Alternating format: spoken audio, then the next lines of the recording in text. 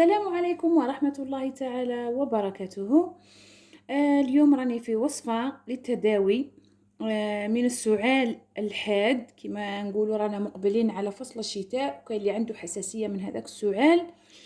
والله العظيم أنا هذه الوصفة مجربة مني شخصيا. كنت نعاني بزاف من السعال الحاد، خاصة كي يبقى فصل الشتاء يلحق، ومع هذيك البرودة وهذيك الميديتي وهذيك الحالة نعاني كثيرا. والحمد لله جربت هذه الوصفة ونفعتني بزاف بزاف، وحبيت نشارك بها أخواتي.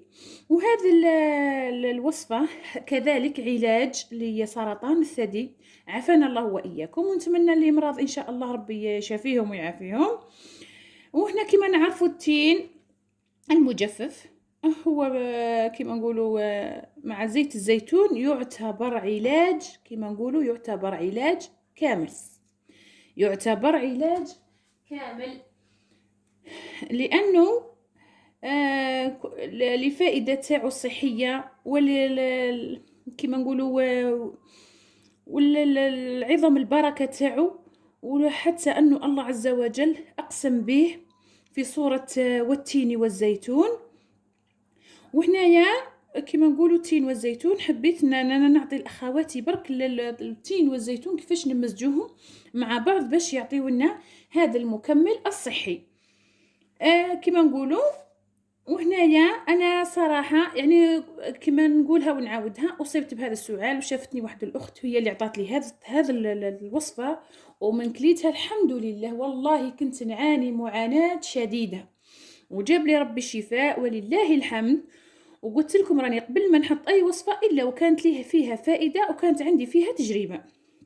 هنايا التين هذا الكرطوس ولا الكرموس ولا كل واحد واش يسميه في اي مجفف، انا راني بعد ما غسلته ونظفته ونقيته راني رايحه نحضروا لاخواتي مع زيت الزيتون، وان شاء الله تستفادوا منه وتكون نتيجه باذن الله مرضيه، وإن شاء الله يرزق الله عز وجل الشفاء لكل مريض بإذن الله. هنايا الكرطوس تاعي هذا ولا التين هذا المجفف رانا نحيلو خطير راس هذا فقط، ورايحة نقطعو هنا في هذا نقطعو شرائح صغيرة كما نقولوا هكذا، نقطعو بهذا الشكل. في عندي هذا الكسكاس رايحة نفور فيه، هو راح انا نفورو مليح باه يطرالي، ونحضرو مع زيت الزيتون بهذا الشكل. نقطعو قطع صغيرة هكذا، كمل نقطعو ونعاود. هنا يا اخواتي بعد ما قطعتو قطع صغيرة على هذا الشكل كما راكي تشوفي، قطعتوه شوية شوية، راني درت الماء يغلي باش نفور هذا نفورو مليح حتى يطرالي. هو كما نقولوا مادام راهو مجفف هو يابس يعني، بعد ما يطرالي مليح راني راح نعاود كيفاه نمزجو مع زيت الزيتون. هنايا بعد ما فار لي هذاك التين المجفف كما راكي تشوفي، فورته مليح ما شاء الله حتى نطرالي كامل هكذا، يعني حتى التهريس ولا كما نقولوا تقدري ترحيه يترحم بصح. انا راح نخليه هكذا على شكل. هنايا راني حضرت جبت معايا زيت الزيتون، كل ما نكب وندلك هكذا هكذا، وهو رايح يتكل على الريق يوميا حتى لمدة الشفاء ان شاء الله.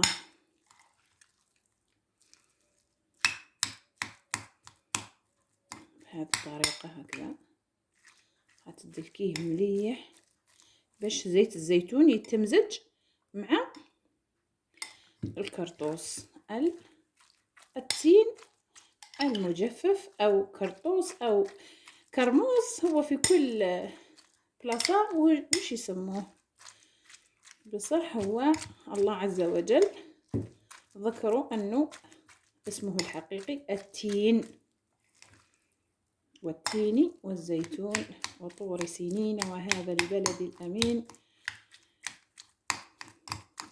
لقد خلقنا الإنسان في أحسن تقويم ثم رددناه أسفل سافلين، إلى آخر الآية، إلى آخر الصورة عفوا. هنايا كما راك تشوفي راح نزيد انا شويه تمزج معاه مليح، ونتمنى الشفاء لكل مريض ان شاء الله.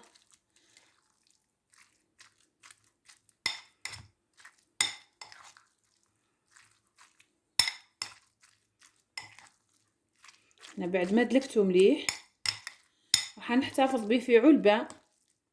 انا حضرت معايا هذه العلبه هكذا،